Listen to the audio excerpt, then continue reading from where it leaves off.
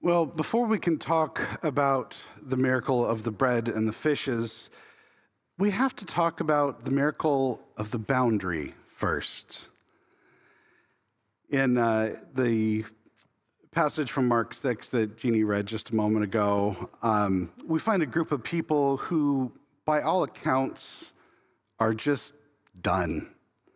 If we look back at the weeks leading up to this moment, we see that it has been a particularly busy season in their ministry. Jesus has sent the 12 disciples out in pairs and given them a daunting mission. Go into towns where you are strangers. Carry no money, no extra shirt, no snacks, and no safety net. And he forced them into a state of absolute interdependence. They had to heal the sick and cast out demons while at the same time being beggars for their next meal. They were learning the grueling, beautiful, and often awkward rhythm of giving and receiving. Then they returned to Jesus, likely buzzing with stories from everything that they've done, but physically and probably mentally exhausted. And then the hammer drops. News reaches them that John the Baptist has been murdered. And this wasn't just a political headline. For Jesus, it was family. It was his cousin. And for the disciples, this was kind of a terrifying realization of what happens to prophets who challenge the status quo. So Jesus says, come away to a deserted place. He invites them to, I would ask you to kind of sink into the weight of that invitation for a moment, to go away to a deserted place. Now, this wasn't a vacation. It was a sanctuary for the shattered.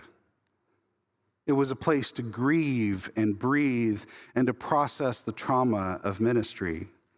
And I suspect that many of you hearing this now or reading it later will feel like maybe you're in that same boat. Maybe you've been serving or caring, or you've just been hit by bad news and you just want to go to that desert place. The deserted place, and clear your head. It could be a desert too, very well. But then the boat hits the shore and the silence that they craved is replaced by the roar of what it says are 5,000 voices. But if you notice, they only counted the men. How many more people were there, women and children? Probably double. And the reason that I call this the miracle of the boundary is because miracles are usually things that break through boundaries.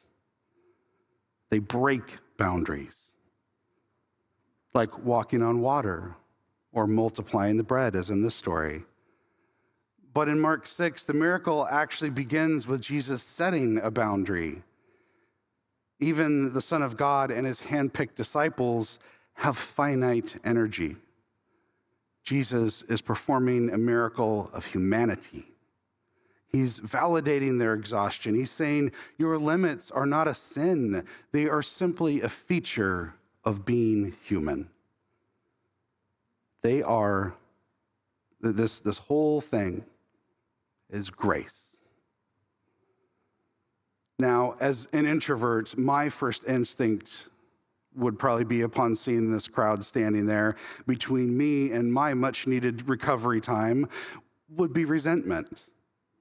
Don't these people know we're grieving? Can't they see that we're exhausted? But Mark tells us that when Jesus saw that crowd, he didn't see an interruption. He saw sheep without a shepherd. And then I'm reminded of the fact that it's because I'm not him. When we are exhausted, our compassion is usually the first thing to evaporate. We start seeing people as problems to be solved or tasks to be managed. But Jesus operates from a well that doesn't run dry. He looks at their physical and spiritual spiritual hunger, and instead of taking a nap, he gives an impromptu teaching session. He prioritizes their needs over his own. This is the first lesson for any leader or community member. Care is not a commodity that we trade when we have surplus. It's a movement that we join even when we're empty. And as the sun begins to set and the disciples do, they do what any good administrative team would do. They go to their leader with a very reasoned and practical suggestion. Lord, it's late. This is a deserted place. Please just send them away. And I will be honest, when I read this verse and I see myself in those disciples, I often see them as being kind of heartless. And if I'm still being honest, they weren't. They were just being practical. They were looking at the logistics of the situation. They knew that if 5,000 people stayed in the dark without food, this probably wasn't going to end well. But Jesus issues a command that sounds kind of like a hallucination to a tired mind. You give them something to eat. Did you hear that? And I don't mean what Jesus said. I mean the audible sigh of the disciples. They start doing the math. Are we to go and to buy bread, 200 denarii worth of bread? That's roughly 8 months' wages for a laborer. They're looking at the financial constraints. They're looking at the marketplace. They've forgotten the lesson of their mission trip that they just got back from. On that trip, they didn't buy anything. They were fed by the community. But now, in the face of a large-scale problem, they retreat to the fend for yourself ethics of the world. They think that because they don't have the money, the problem can't be solved. Jesus doesn't argue with their math. He already knows the answer. Of course they don't have that. He doesn't say, don't worry about the money. Instead, he asks a diagnostic question that kind of changes everything around. He says, how many loaves do you have? Go and see. Scarcity asks, what is missing? Whereas abundance asks, what's present? The disciples go and see, and then they find that they have 5 loaves and 2 fish. And in the eyes of the world, this is a lack of inventory. In the eyes of Jesus, though, it's a starting point.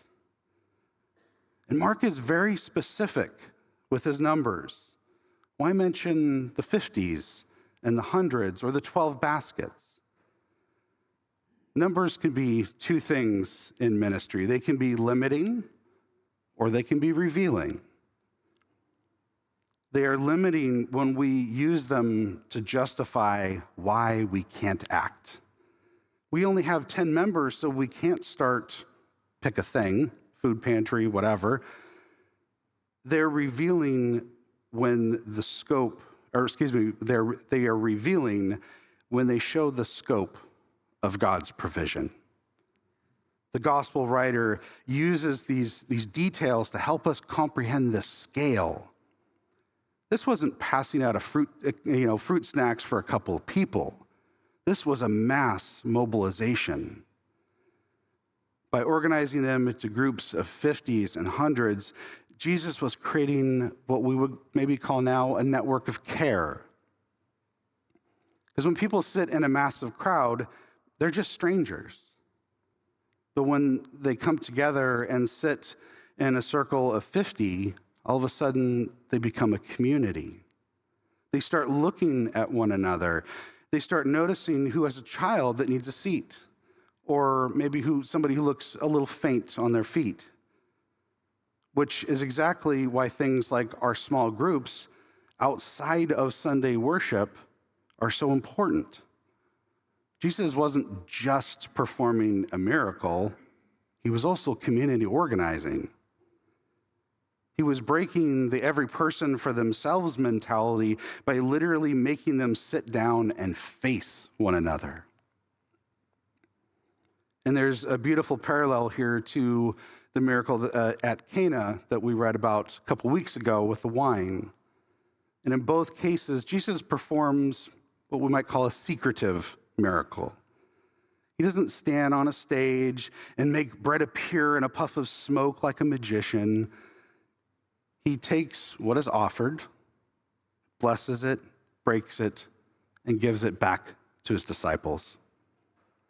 This is the essence of Jesus' style of leadership. He isn't a hero who does everything while everybody watches.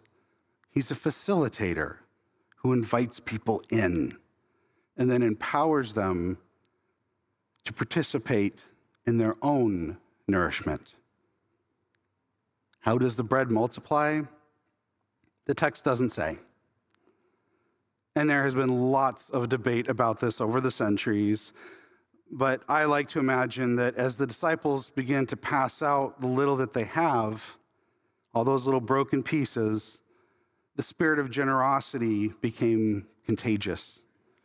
Perhaps someone had a small snack tucked away under their cloak, and they're seeing the disciples share, and they're, oh, hey, forgot about this. Hey, anybody else want a piece? Perhaps the miracle wasn't just in the ingredients of the bread, but in the hearts of the people who realized that they didn't have to hoard what they had. I've heard people say that looking at this miracle this way minimizes the supernatural quality of the miracle. But I honestly kind of fail to see this. Anyone who can get that many strangers to share what they have is a literal miracle.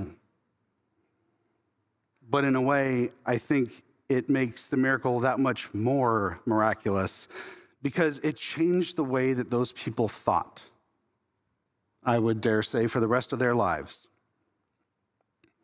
It dispels the perception that we are alone, and it turns their vision outwards. At the end of the meal, everyone is satisfied. And then the numbers come back. 12 baskets of leftovers. Why 12? Oh, there was 12 disciples, wasn't there? I believe those baskets were for them. Not to eat or take as leftovers, but that each disciple had to carry back the proof. They walked away from that deserted place. Their arms were heavy with the weight of more than enough.